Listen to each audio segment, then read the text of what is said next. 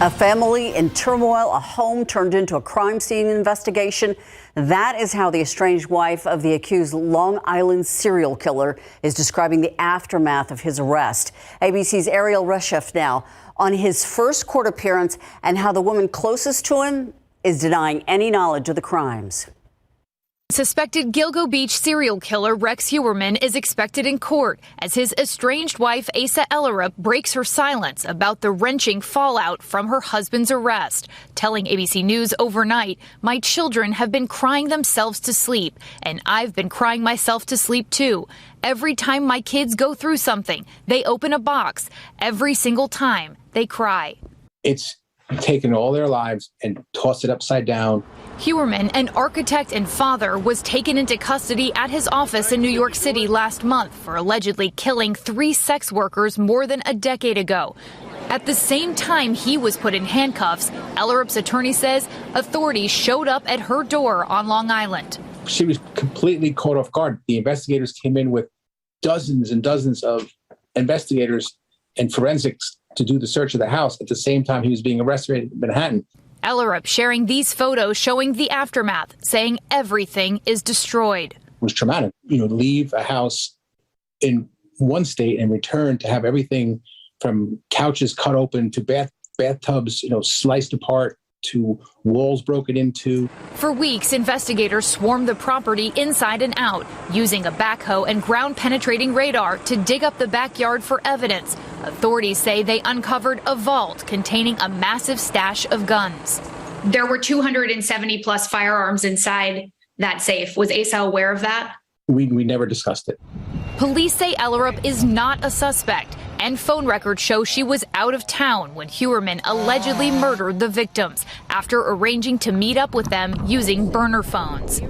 Did Asa ever have any suspicions about infidelity, about affairs? We never discussed it, and we didn't get into any of that. Heuermann pleading not guilty to murder charges. Ellerup has since filed for divorce from her husband of 25 years. Why did Asa file for divorce? To protect herself and her children. Obviously, with the criminal charges pending, you never know what the outcome is going to be. Will she testify against Rex Heuermann? We have not been asked to or contacted by the DA's office or any investigators to that.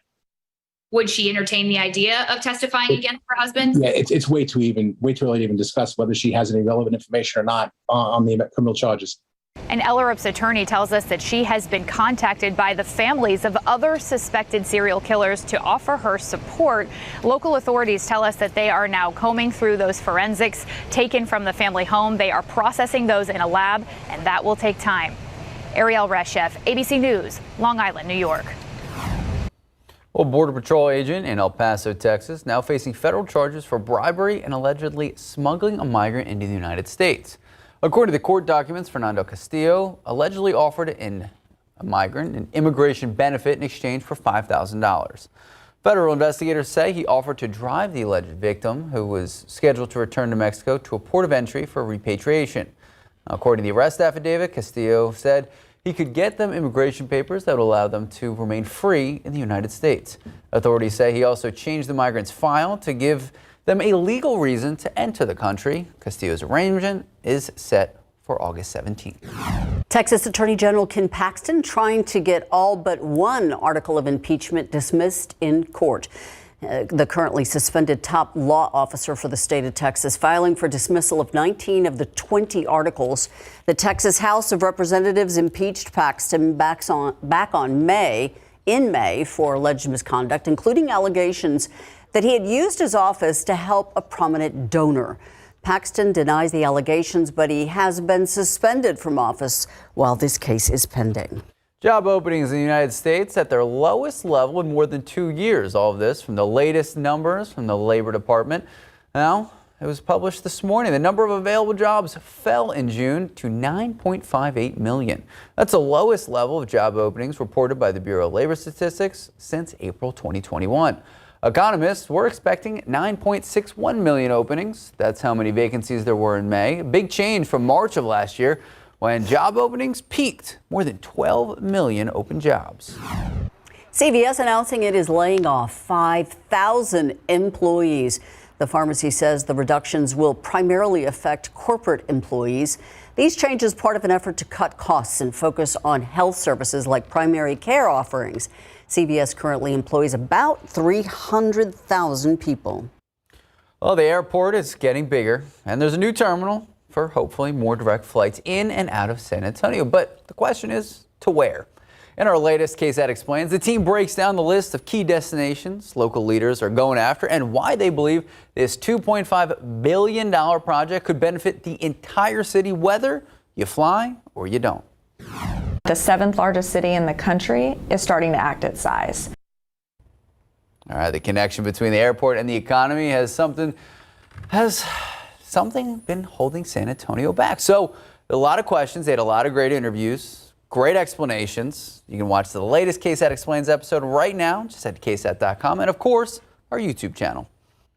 The home of the San Antonio Spurs reportedly getting a new name. A source tells KSAT12 that the Spurs have now reached a deal with Frost Bank to take over the arena's naming rights. AT&T did not renew its naming rights deal in 2021. The Spurs haven't made an official announcement or commented on this reported deal, but Frost Bank says as well it does not comment on rumors or speculation.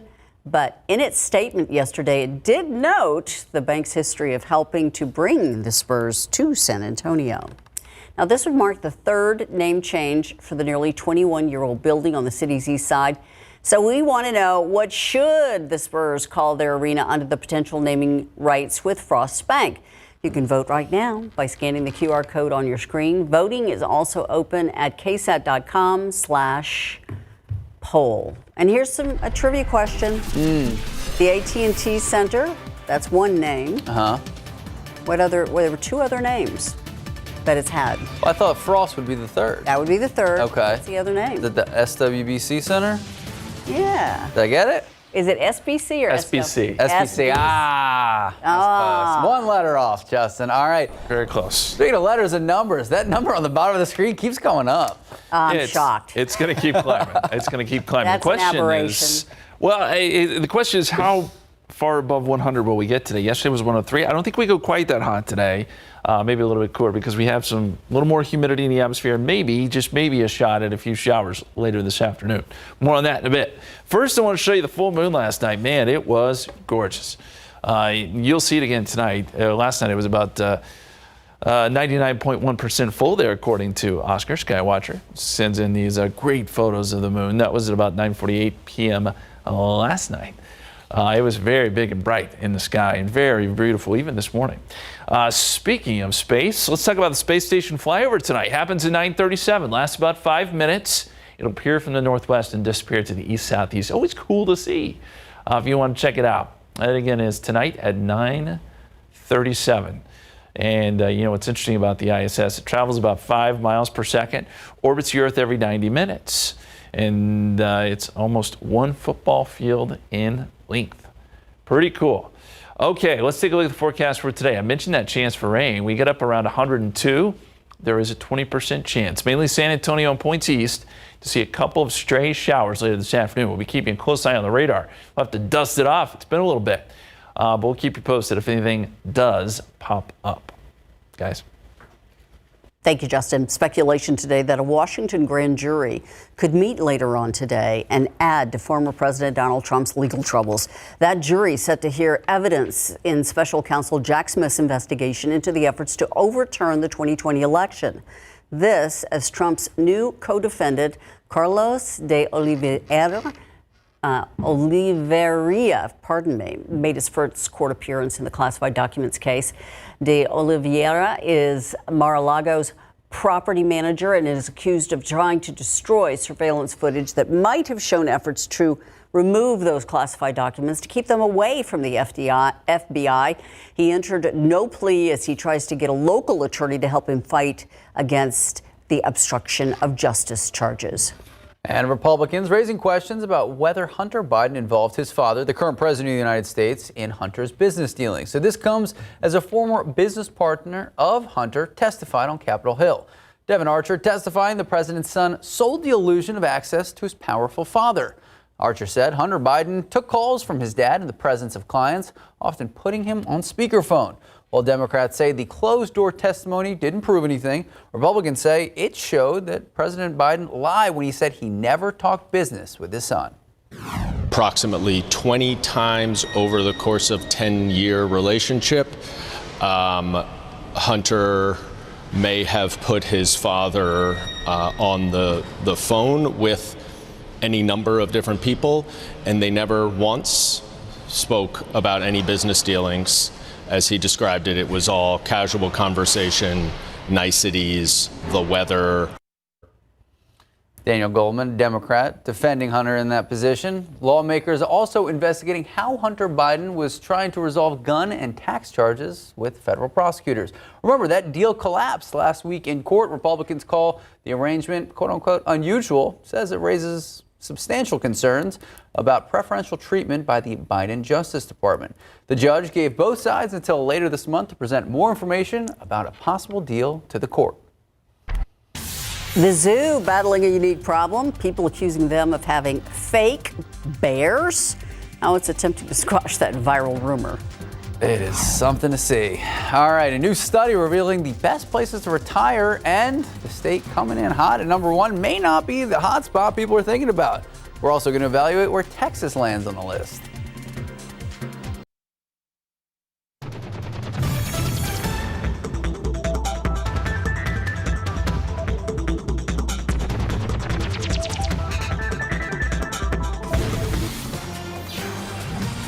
The scorching summer heat, it is not just an issue for us. Crews in Oklahoma now have to do street repairs because some of the streets there are buckling. The heat now so intense, really leading to road damage across the country. So yesterday, crews in Tulsa working to fix the damage of 2 areas of town. Crews say the repairs, they're not momentary. They're going to take a few days.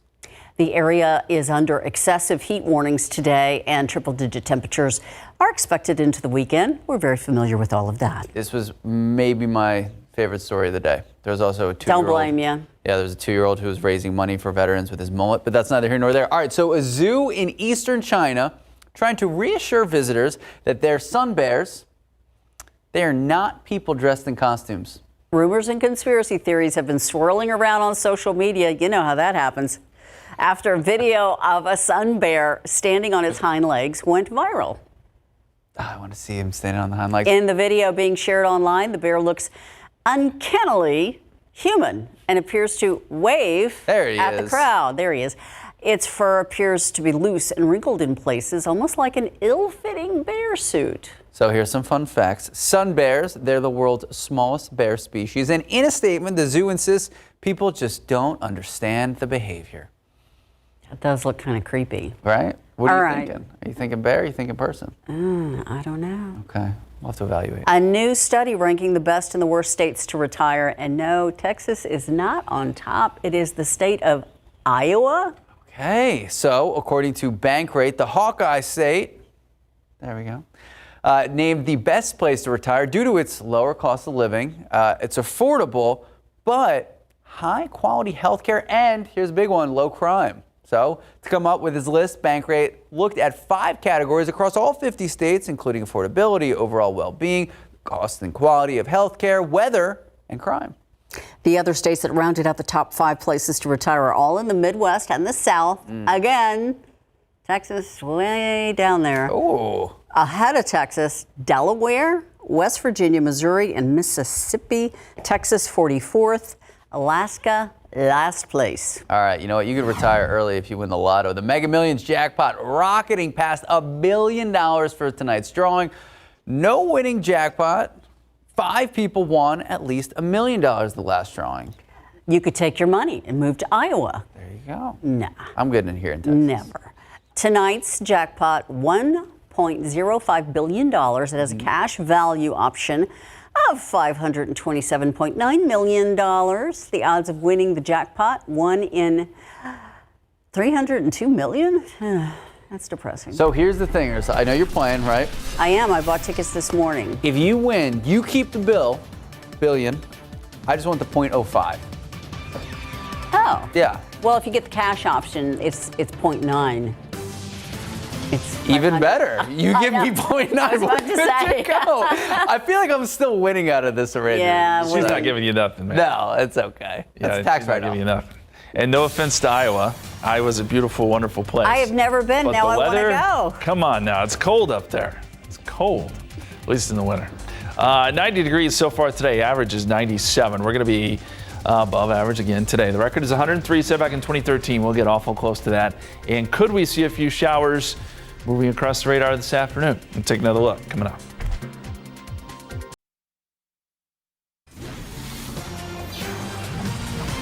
All right, welcome back. As we take a look at the month of August, we're heading into one of the hottest months, at least statistically. We start the month with an average high of 97, the average low is 75. By the time we end the month, it does actually get cooler. We reach our peak middle of the month, and then by the end of the month, we start to see the influence of some cold fronts, believe it or not. I know that sounds like a foreign thing, cold fronts, but yes, they do start to come into play as we head into late August, sometimes late August and into September. Can't say that it'll be the case this year, but that's when the average starts to go down. Average high by the end of the month is 94, average low is 73. Record low for the month is 57, set back in 1891. The record high is 110, set back in 2011. So there's still quite a range in the month of August. And I want to mention, as we head into August, about the fire danger. You know, we haven't seen rain in a long, long time. And the fire danger is starting to increase a little bit across the state. So where you see these darker oranges, that represents places where the fire risk is very high, according to the Texas Forest Service. As we look a little closer at our area, around San Antonio, we're in the high category. You see some of the very high category there in Hill Country and out west. Bottom line, we got to be careful. For as dry as it's been, any sort of spark, that can start a grass fire very quickly. Now, we haven't had very strong gusty winds yet, but as we head into the fall, once we get there, we do get some fronts that come through. Maybe they don't produce rain, they just produce some gusty winds. Then we get into a pretty serious situation. That'll be something to watch as we head towards the fall. It's just been so very, very dry. Some rain would be really good. And as we look at the satellite radar, we're noticing some clouds here along I-10 west of Houston. This is a cluster of clouds I'd like to watch because this is part of that kind of influx of moisture I was showing you earlier. A little disturbance rolling through, and it may be just enough to kick off some showers and maybe a storm. This is around 6 o'clock. Shows some of these spotty showers. Now, this is generally going to be east of I-35. So San Antonio will be right on the edge of things if we see anything at all. By 8 o'clock, still shows one or two showers there on the radar. Potentially. Look, we're not going to get a lot of rain out of this, and most of us will stay dry. But it's kind of like the Powerball. It's a lottery, and if you get lucky, maybe you'll get one of these showers this evening. 99 at 2 o'clock, 101 at 3 o'clock, 102 at 4 p.m. 20% chance of rain, 5, 6, 7 o'clock here in town is what we'll call it. Again, the high temperature's a little cooler than yesterday, but not by much. It's still hot. 91 at 10 o'clock, 89, 11 p.m., 87 at midnight. We go outside for you right now. There's not a cloud in the sky. 90 at the airport, 92, Kelly. And dew points are still elevated a little bit, so we're dealing with some heat indices. Feels like 102 in Bulverde, feels like 100 in Canyon Lake. Feels like we're in the mid to upper 90s here in San Antonio.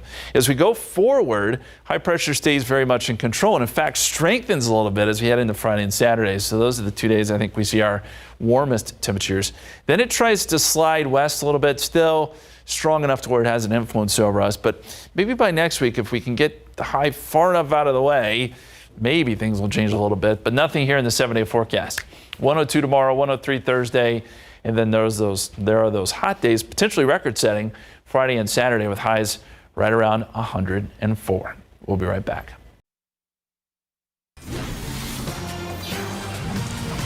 I figured out why I was a little bit confused about SA Live. What is that? Because the open road hat, I was trying to come up with the name of that. That's an open road that you were holding. An open road hat? Yes. I don't know. I will ask the expert. Margot Huckabee from the Hat Bar. Is that an open road hat? An open road hat? I know. We don't know. I don't know. That's what Ursula had said. Now, you have all sorts of hats for all occasions, summer hats, everything too, Yes. right? Okay, and then you can really make it look like it's not just store-bought. How do you do that? So there's a bunch of different ways, but my favorite way is to actually start this hat on fire. Set the hat on fire. Yes, set the hat on fire. That sounds like something you don't want to do to a hat. No, it's awesome. It makes it really rustic looking and it's different. We experimented. You're not going to believe this coming up. All right, if you want to grab a nice little refreshing cocktail, how about hitting the rooftop bar? And that's where Fiona is right now. That's right. We are here at Paramore and Cheers. We are going to be showing off some summer cocktails and tell you about a fabulous event coming up.